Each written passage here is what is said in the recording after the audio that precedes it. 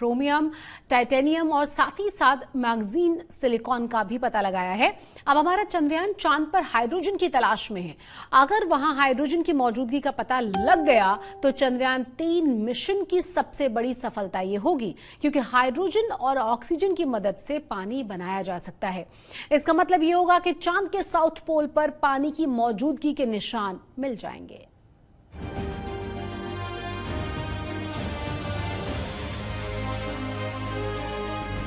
अब हम fine breaking waves के एकदम करीब यहाँ हम लोगों ने सीधी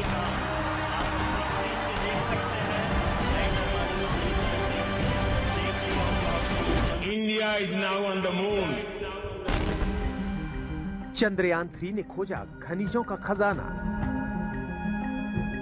चांद पर सल्फर और ऑक्सीजन की पुष्टि।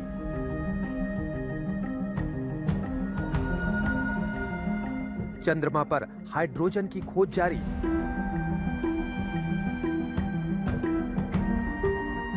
चांद पर अपने मिशन पर है प्रज्ञान रोवर।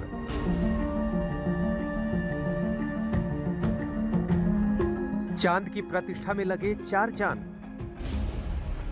भारत दुनिया का एकमात्र ऐसा देश है जो चांद के साउथ पोल पर लैंडिंग कर सका है। साउथ पोल पर तिरंगा फहराने के बाद से इसरो के वैज्ञानिकों को पूरा भरोसा था कि प्रज्ञान रोवर चांद पर खनिजों और गैस की खोज कर कई चौंकाने वाले खुलासे करेगा। प्रज्ञान ने भी इसरो को निराश नहीं किया।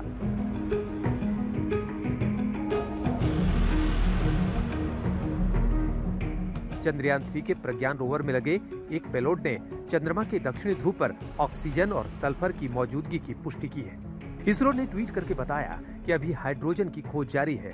रोवर पर लगा लेजर गाइडेड ब्रेकडाउन स्पेक्ट्रोस्कोप उपकरण ने और भी कई धातुओं की पुष्टि की है। चांद पर सल्फर के अलावा एल्युमिनियम, कैल्शियम, लोहा, क्रोमियम, टाइटेनियम, मैग्नीज और सिलिकॉन मिलने की भी पुष्टि की गई है। स्पष्ट दिख रहा है कि अलग अलग स्पेक्ट्रल लाइंस, अलग जो मिनरल्स की होती है तो उसका एलिमेंटल कंपोजिशन पता लगता है, सॉइल कैसी है, वहाँ की ज़मीन कैसी है। तो उसमें जो खासकर बात बाहर आई है कि सल्फर की जो स्पेक्ट्रल लाइन है वो क्लियर दिखती है, जो पहले अन्य जगह पे उतनी क्लैरिटी से नहीं दिखती। तो वो साउथ पोल पे जो भी ज़मीन उन्होंने एनालिसिस की उसमें सल्फर का प्रेजेंस क्लियरली दिखता है।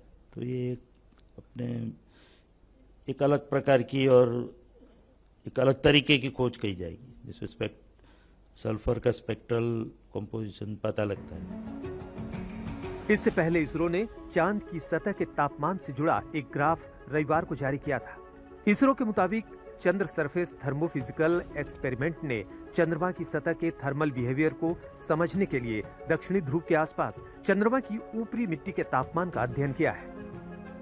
विशेषज्ञ भी मानते थे कि चांद की सतह पर तापमान 20 डिग्री सेंटीग्रेड से 30 डिग्री सेंटीग्रेड के आसपास हो सकता है, लेकिन ये 70 डिग्री सेंटीग्रेड है, जो वैज्ञानिकों की उम्मीद से भी ज्यादा है। आज तक ब्यूरो। तो बात भारत के मिशन आदित्य L1 की भी हम करेंगे, क्योंकि चांद की चुनौती पर खरा उतरने के बाद भारत के वैज्ञानिक अब सूरज पर सबसे बड़े अभियान को अंजाम देने के लिए तैयार हैं। अब से करीब 70 घंटे के बाद सूरज के लिए भारत का ये मिशन शुरू होने जा रहा है। देखिए इसरो ने अपनी तैयारियों को किस तरीके से मुकम्मल किया है और क्या उसके बारे में बताया है।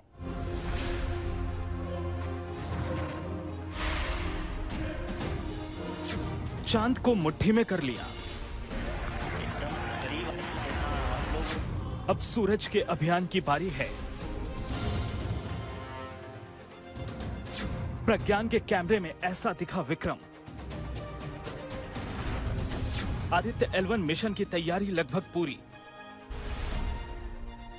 चांद के दक्षिणी ध्रुव पर लैंड करने के बाद से ही भारत का रोवर प्रज्ञान नई नई खोज कर रहा है। 5 दिनों में 2 बड़ी खोज कर चुका है। पहली खोज के तहत उसने चांद की सतह का तापमान बताया और दूसरी खोज के अंतर्गत कई खनिज तत्वों की जानकारी से दुनिया को चौंका दिया। आज उसने अपने कैमरे में लैंडर विक्रम की तस्वीर भेजी है, लेकिन रोवर के कैमरे से वो लैंडर कैसा दिखता है, जिसे चांद के दक्षिणी ध्रुव पर उतारना दुनिया की सबसे बड़ी चुनौती थी। इस तस्वीर में लैंडर विक्रम अपने पैरों पर पूरी ताकत के साथ खड़ा नजर आ रहा है। तस्वीर आज सुबह भारतीय समय अनुसार 7:35 की है। ये तस्वीर सबूत है कि भारत के वैज्ञानिकों ने चांद पर विक्रम लैंडर की सॉफ्ट लैंडिंग कराई है। इसके साथ ही कुछ तस्वीरें इसरो ने अपने अगले मिशन की जारी की हैं। ये PSLV C-57 की तस्वीरें हैं जो भारत के लिए भारत के आदित्य L1 मिशन को लेकर 2 सितंबर को सुबह 11:50 पर रवाना होगा। इसरो ने बताया कि लॉन्च की तैयारी तेजी से चल रही है। लॉन्च वाहन की अंदरूनी जांच पूरी की जा चुकी है और अब इंतजार है भारत की सूरज की ओर होने वाली ऐतिहासिक उड़ान की। इस मिशन से भारत को सूरज के बारे में कई अहम जानकारियां मिलेंगी। दूसरी ओर साउथ पोल पर तिरंगा फहराने के बाद प्रज्ञान रोवर ने चांद पर खनिजों और गैस की खोज कर सबको चौंका दिया है। चंद्रयान 3 के प्रज्ञान रोवर में लगे पेलोड ने चंद्रमा के दक्षिणी ध्रुव पर ऑक्सीजन और सल्फर की मौजूदगी की पुष्टि की है। इसरो ने ट्वीट करके बताया कि अभी हाइड्रोजन की खोज जारी है। रोवर पर लगा लेजर गाइडेड ब्रेकडाउन स्पेक्ट्रोस्कोप उपकरण ने और भी कई धातुओं की पुष्टि की है। चांद पर सल्फर के अलावा एल्युमिनियम, कैल्शियम, लोहा, क्रोमियम, टाइटेनियम, मैग्नीज, सिलिकॉन मिलने की भी पुष्टि की गई है। स्पष्ट दिख रहा है कि अलग अलग स्पेक्ट्रल लाइंस, अलग जो मिनरल्स की होती है तो उसका एलिमेंटल कंपोजिशन पता लगता है, सॉइल कैसी है, वहाँ की ज़मीन कैसी है। तो उसमें जो खासकर बात बाहर आई है कि सल्फर की जो स्पेक्ट्रल लाइन है वो क्लियर दिखती है, जो पहले अन्य जगह पे उतनी क्लैरिटी से नहीं दिखती। तो वो साउथ पोल पे जो भी ज़मीन उन्होंने एनालिसिस की उसमें सल्फर का प्रेजेंस क्लियरली दिखता है। तो ये अपने एक अलग प्रकार की और एक अलग तरीके की खोज कही जाएगी जिसमें सल्फर का स्पेक्ट्रल कंपोजिशन पता लगता है। इससे पहले इसरो ने चांद की सतह के तापमान से जुड़ा एक ग्राफ रविवार को जारी किया था। इसरो के मुताबिक चांद के सरफेस थर्मोफिजिकल एक्सपेरिमेंट ने चंद्रमा की सतह के थर्मल बिहेवियर को समझने के लिए दक्षिणी ध्रुव के आसपास चंद्रमा की ऊपरी मिट्टी का तापमान का अध्ययन किया है। विशेषज्ञ भी मानते हैं कि चांद की सतह पर तापमान 20 डिग्री सेंटीग्रेड से 30 डिग्री सेंटीग्रेड के आसपास हो सकता है, लेकिन ये 70 डिग्री सेंटीग्रेड है जो वैज्ञानिकों की उम्मीद से भी ज्यादा है। आज तक ब्यूरो। तो आदित्य L1 को लेकर और ज्यादा जानकारी आपको बता दें कि लगातार मिली रही है। साथ ही साथ आपको ये भी बता दें कि भारत का आदित्य L1 सूर्य के हर अनसुलझे सत्य से पर्दा उठाने जा रहा है। आपको ये भी बता दें कि चंद्रयान 3 की कामयाबी के बाद पीएम मोदी ने कहा था कि चांद के बाद अब सूर्य की और शुक्र की बारी है। इस मिशन को लेकर हमारे और आपके मन में कई सारे सवाल हैं। हमारी इस खास रिपोर्ट के जरिए आपके बहुत सारे सवालों के जवाब आपको जरूर मिल जाएंगे।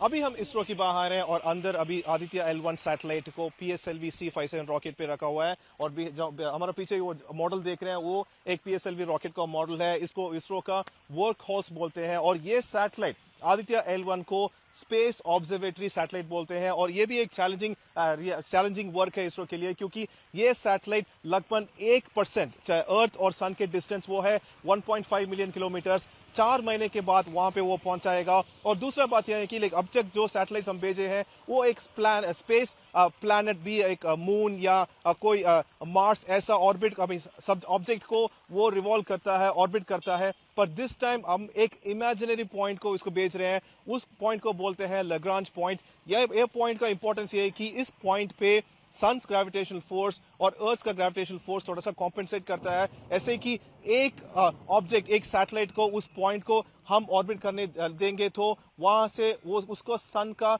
24/7 पूरा डेटा मिलेगा। और ये हम आदित्य L1 से सूर्य का ये सरफेस पे क्या हो रहा है, कोरोना क्रोमोस्फीयर पे क्या क्या चीज हो रहा है, ये सब वो रिकॉर्ड करेगा, स्टडी करेगा। उस डेटा को हमको भेजेंगे, हम स्टडी करेंगे। ऐसा आदित्य L1 एक स्पेस ऑब्जर्वेटरी सैटेलाइट तो बहुत ही इंपॉर्टेंट है। कैमरा पर्सन दिव्यन के साथ प्रमोद माधव, आज तक। तो आपको बता दें कि आदित्य L1 को लेकर बहुत सारे अनसुलझे रहस्य हैं, बहुत सारे सूर्य को लेकर सवाल हैं और आपको बता दें कि इन्हीं से पर्दा उठाने की कोशिश अब इसरो की तरफ से की जाएगी। इस रिपोर्ट को देखने के बाद आपको बहुत सारे सवालों के जवाब मिल जाएंगे। जाते जाते इसी खास रिपोर्ट के साथ आपको छोड़े जा रहे हैं।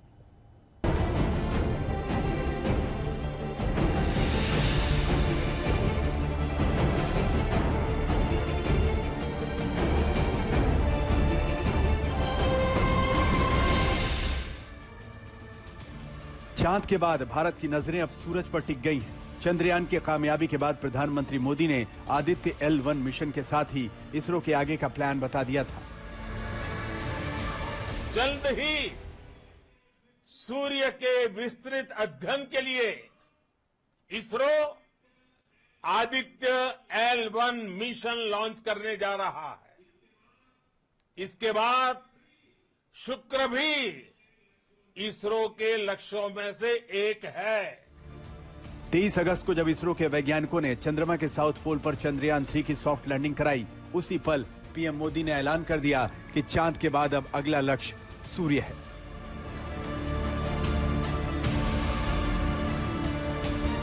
आदित्य L1 नामक मिशन 2 सितंबर को श्रीहरिकोटा से सुबह 11 बजे लॉन्च होने के लिए तैयार कर दिया गया है।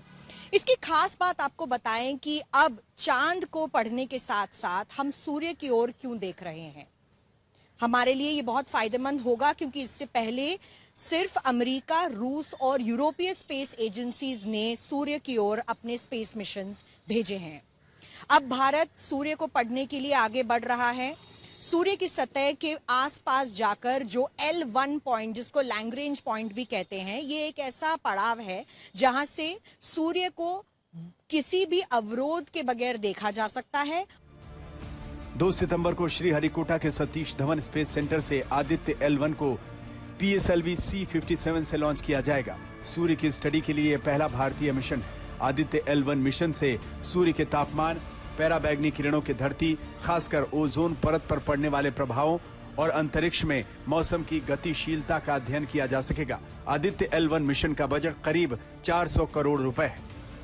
आदित्य L1 मिशन जो है ये एस्ट्रोफिजिक्स के लिए, खास करके सोलर एस्ट्रोफिजिक्स के लिए बहुत ही महत्वपूर्ण एक ऑब्जर्वेटरी जो है वो लॉन्च किया जाएगा रॉकेट के द्वारा।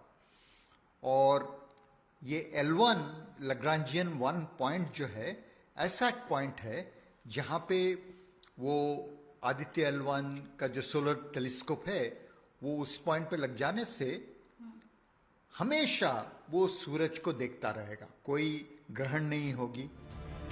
दरअसल किसी भी ग्रह की कक्षा के आसपास करीब 5 स्थान होते हैं जिन्हें गुरुत्वाकर्षण बल, स्पेसक्राफ्ट और सूरज और ग्रह की गतिविधियां जानकारी हासिल करने के लिए बेहतर माना जाता है। अब आदित्य L1 मिशन में L1 को समझिए। L1 का मतलब है लाग्रेंज पॉइंट 1।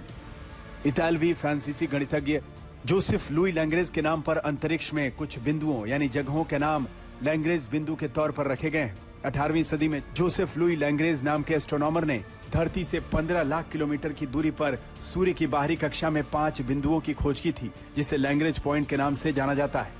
आदित्य मिशन के लिए लैंग्रेज पॉइंट 1, 2, 3, 4, 5 है, लेकिन आदित्य के साथ L1 को जोड़ा गया है। अब इसका लोकेशन जो होगा वो L1 पे होगा। L1 का वर्ड है लग्रांजियन। ऐसे काफी सारे लग्रांजियन पॉइंट है जो सन और अर्थ के बीच वाले लाइन में है। तो L1 भी सन और अर्थ के बीच में आएगा। सूर्य को और करीब से समझने के लिए यह मिशन इसरो के लिए आसान नहीं होगा। नासा के पूर्व वैज्ञानिक ने बताया कि आदित्य L1 से जुड़ी क्या-क्या चुनौतियां सामने आएंगी। ये 1.5 मिलियन किलोमीटर दूर है लग्रांजियन L1 पॉइंट जो है, तो ये यहाँ पे जाना ही मुश्किल है। और यहाँ पे इतना टेम्परेचर आएगा और इतना रेडिएशन आएगा कि प्रोटेक्शन कैसे होगा। तो ये चैलेंजेस है, यही हमारा टेक्नोलॉजी दिखाएगा कि हम कर पा रहे हैं। और इसमें काफी सारे पेलोड्स हैं, इनको भी प्रोटेक्ट करना पड़ेगा ये रेडिएशन से। चंद्रयान 3 की सफलता के बाद इसरो चीफ एस सोमनाथ और उनकी टीम के हौसले बुलंद हैं। Our immediate mission is Aditya L1, and Aditya L1 spacecraft is a mission to study the sun, especially the corona of the sun, the processes that take place. The satellite is called Aditya L1. We are planning to have a launch on the first week of September. Everything is going as per plan. ISRO ने Aditya L1 mission को लेकर सभी तैयारियां पूरी कर ली हैं। अब बस इंतजार है स्पेस सेक्टर में भारत की एक और बड़ी उपलब्धि का।